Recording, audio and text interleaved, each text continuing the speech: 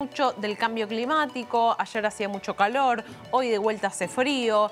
Bueno, ¿cuáles son las consecuencias de esto y específicamente cómo le afecta a los animales? Lo vamos a charlar con Claudio Bertonati, investigador de la Universidad Maimónides y asesor científico de la Fundación Azara, en comunicación con la primera edición de La Voz de la Ciudad. Claudio, un placer. Sebastián Alonso y Amanda Pizarro, ¿cómo estás? Hola, Claudio. Buen día, Sebastián y Amanda, mucho gusto. ¿Qué tal? Bueno, se escucha mucho últimamente ahí, el tiempo está loco, ¿no? Son las consecuencias también de abusar, ¿no? de algunas acciones del humano que sabíamos que en algún momento estos acontecimientos lamentablemente iban a llegar. ¿Cómo le afectan específicamente a los animales? ¿Cómo afecta el hábitat en el que viven? ¿Qué puede pasar? Bueno, lo primero es que nosotros también somos animales y por supuesto nos afecta también como los demás seres vivos.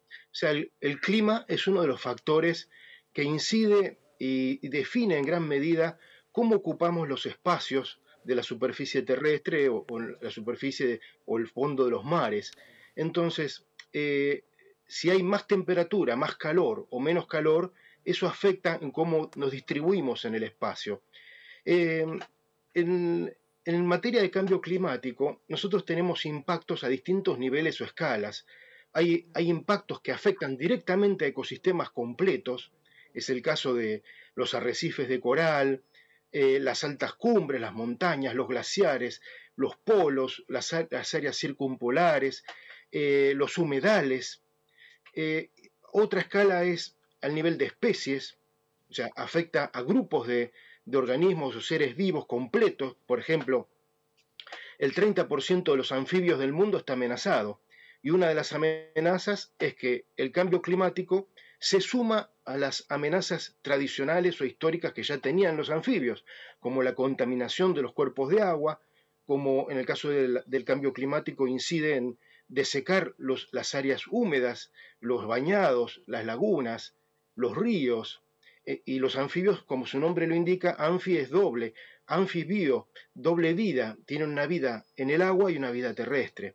En el caso de las aves, por ejemplo, hablando del impacto en especies, las aves, muchas de ellas migran, casi la mitad de las especies de la Argentina hacen migraciones. Esas migraciones sincronizan con la floración o la fructificación de las plantas. Si se adelanta entonces por el calor una floración, va a haber frutos y semillas antes de tiempo, y cuando migren las aves no van a encontrar su comida. Entonces, esto está pasando no solamente con las aves, que está bastante estudiado, por suerte en la Argentina, la doctora Patricia Capionch, una investigadora que hace décadas que trabaja en aves migratorias, ha revelado que hay incluso un desplazamiento hacia el sur de las migraciones de las aves. Sí, Claudio, a ver, vos lo que... Sí, te decía, ¿perdón? Claudio. No, que vos, Claudio, lo que estás diciendo es que detrás de este comentario muy clásico de estos días de mira el frío que hacía ayer y el calor que hace hoy, uy, llegamos a los 30 grados, hoy tengo un día de veranito, vamos a disfrutar, detrás de eso hay un montón de animales que están sufriendo y que inclusive se pueden terminar extinguiendo, ¿no?, a largo plazo por estas condiciones climáticas. Así es, porque les mencioné antes el caso de los anfibios. Por ejemplo, uno de los factores que está amenazándolos es la propagación de un hongo. Ese hongo, ante el calor, se propaga mucho más rápido. Y los anfibios en invierno están aletargados, con lo cual tienen menores defensas. Entonces, ¿esto qué tiene que ver? O sea, esto afecta también a las tortugas marinas. Por ejemplo, cuanto más calor hace, el calor, la temperatura define el sexo en los reptiles. Mira. Es decir, que, por ejemplo, una nidada de aves, una nidada de tortugas marinas o terrestres, más o menos por debajo de los 27 grados, va a implicar que esos huevos van a, incubados a esa temperatura, van a ser hembras, y por encima de los 29, 30 serán machos. ¿Qué está pasando? En la península de Florida, por ejemplo, el 99% de las tortugas marinas nacidas en los últimos años son todas hembras. Entonces está clarísimo que con todas hembras no se van a poder reproducir las especies. Ahora, ¿qué tiene que ver esto con nosotros? Los ecosistemas se componen de especies. Esas especies cumplen funciones dentro de esos ambientes naturales que permiten que esos ecosistemas sean productivos.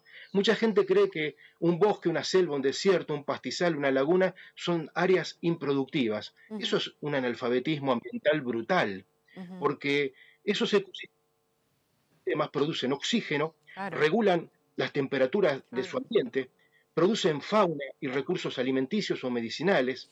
Ahora, para que eso suceda, necesitamos de todas las piezas o todas las especies que operan para que la naturaleza funcione como una gran industria que produce. Entonces, cuando hablamos de perder especies, perdemos posibilidades productivas. Y de hecho, la Argentina este año, ustedes sabrán, está enfrentando pérdidas millonarias en materia de producción ganadera y sojera por las altas temperaturas que hemos padecido. Entonces, ¿y Claudio? Así como esto se da. ¿Hay alguna alternativa posible con políticas que pueda tomar el gobierno? A veces parece como medio tedioso tener que volver a pensar en políticas que pueda tomar el gobierno, ¿no? Porque es como depender de eso nomás. Pero ¿hay alguna vía, medidas concretas que se puedan implementar para cuidar a las especies? Porque es muy grave lo que estabas resaltando, ¿no? Si se altera la producción de algunas especies, obviamente eso cambia la ecuación, por decirlo de alguna manera, del ecosistema, con todo lo que eso representaría. Claro,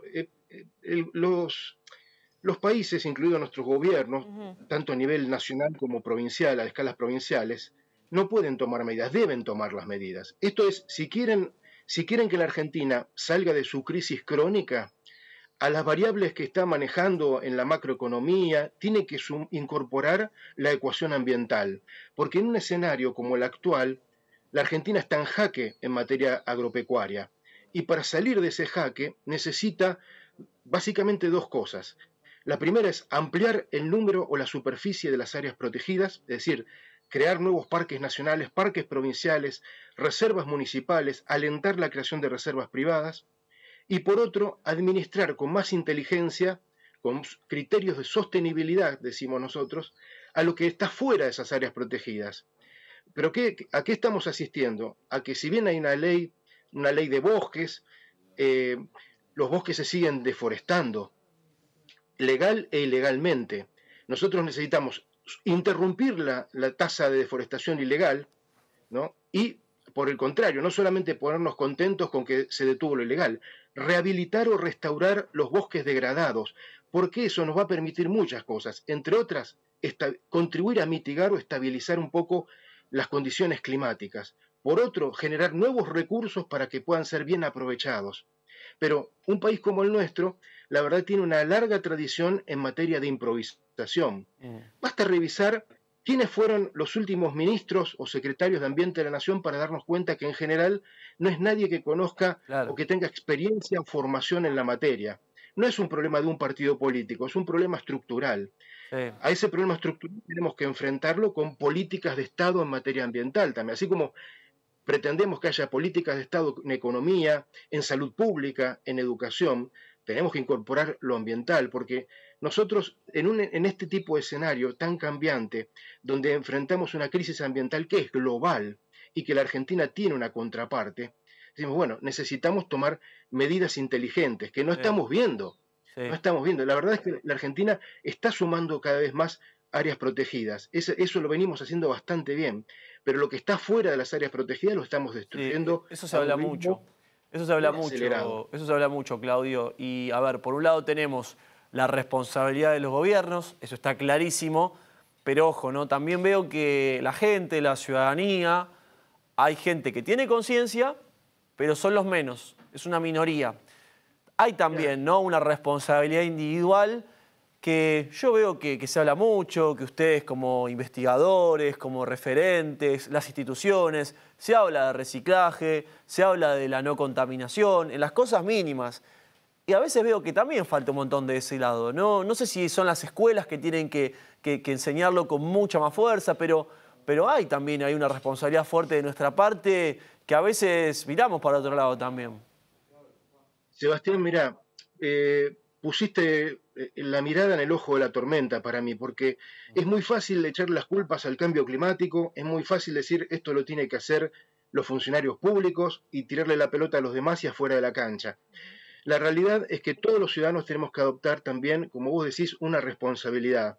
Esa responsabilidad no implica inmolarse o atarse con cadenas a un árbol, sino ser un ciudadano responsable también desde lo ambiental. Yo, por ejemplo, en esta temporada invernal, otoñal que estamos atravesando, he visto en gran parte de Buenos Aires y en particular en el conurbano, podas brutales, podas que se parecen a la tala, ¿no? Es decir, en un contexto donde sabemos que va a venir un calor veraniego que va a ser importante y que va a vulnerar más a los ancianos, a los chicos y a los enfermos, en lugar de replantar, reforzar el arbolado público, lo vulneramos también. Entonces, ¿qué podemos hacer? Por supuesto, administrar los residuos para que, primero, consumir menos. Al consumir menos, vamos a generar menor cantidad de residuos. Separar los residuos. Tratar de, si tenemos balcones, terrazas, jardines, en la vereda, plantar especies particularmente autóctonas de la región. No da lo mismo plantar pinos, paraísos, fresnos norteamericanos que plantar ceibos, espinillos, talas, porque esas especies, además de contribuir a aliviar las inclemencias de las altas temperaturas, también van a servir para atraer a la fauna silvestre que vive en la ciudad o en los alrededores de las ciudades. Sí, me hace pensar también en Brasil, Claudio, que por árbol que se tala tenés que plantar creo que 2 o 3, lo cual me parece que es una medida muy interesante, ¿no? En pos de todo lo que estabas mencionando recién. Así que te queremos agradecer porque es muy interesante tu punto de vista como profesional, mucho más cercano al tema, para interiorizarnos más y no hacer la vista a otro lado, ¿no? Porque es algo que nos involucra absolutamente todos, como nos quedamos con este último concepto. Así que fue un placer y muchísimas gracias. No, muchas gracias a ustedes y espero también que los docentes de todos los niveles nos ayuden no solamente a tratar qué es ecología, qué es biología de la conservación, iría un paso previo, que es enamorar, volver a generar el interés y el amor y el asombro en los chicos para que esos chicos naturalmente se comprometan después cuando sean más grandes. Muchas gracias. Por eso, ¿eh? Muchas gracias, Claudio, un placer. Gracias, Claudio. Muy bien, ahí pasaba Claudio Bertonati, investigador de la Universidad Maimónides, asesor científico de la Fundación Azara, a raíz de lo que ya es obvio, ¿no? Este cambio climático que nos está respirando en la nuca hace rato, cada vez lo vamos percibiendo más. La semana pasada hacía mucho frío, ayer y antes de ayer hizo mucho calor, hoy de vuelta está fresco. Claramente la naturaleza nos está mandando señales, nos está mandando alertas en relación a los hábitos, a las actividades desproporcionadas, ¿no? Sí. Del humano y que terminan afectando al medio ambiente, sobre todo con la emisión de gases. Eso es lo que más afecta a la capa de ozono y lo que altera después también las condiciones climatológicas como venimos percibiendo en los últimos días, y que eso a su vez tiene un efecto en los animales, ¿no? Como nos estaba comentando Claudio, que, a ver, la temperatura define el sexo de cada una de las especies y por ende eso altera el proceso de reproducción, ¿no? Con todo lo que eso implicaría. Así que realmente es para interiorizarse, para tenerlo en cuenta y para profundizar cada vez más sobre este tema. Yo me imagino justamente, ¿no?, los investigadores y especialistas que esto lo vienen midiendo y ver la desesperación que te debe generar, ¿no? Ver cómo, lamentablemente, en este punto todo se va extremando, ¿no? Y las condiciones se van haciendo cada vez más complicadas para las especies. Debe ser desesperante porque mientras tanto ni los gobiernos ni mucha gente, bueno, acciona, ¿no? Y acá también la autocrítica que me parece que hay que hacer, ¿no? Respecto a la responsabilidad individual de cada uno y con pequeñas acciones, bueno, intentar aportar, ¿no? Por lo menos, o no restar ya, porque el panorama es complicado, no restar a los ecosistemas, a seguir complicando la situación a muchos animales que dependen de esto. Bueno, es un poco la situación que estamos viviendo y ojalá con aportes como aquí del entrevistado y referentes que se nota que además hay un compromiso, porque no es solamente la vida de ellos, su familia, es la vida, es la humanidad que va a sufrir, las próximas generaciones. Es algo mucho más complementario. Veo mucha gente que tira la colilla de los cigarrillos en la calle, lo cual me pone muy nerviosa porque hay tachos por todos lados de basura y es algo muy sencillo como tirarlo ahí, ¿no? Digo, ya sin pensarlo a gran escala como una medida gubernamental, es algo tan simple como hacer las cosas bien. Así que bueno, ya te contamos lo importante del cambio climático, las cosas que tenemos que tener en cuenta.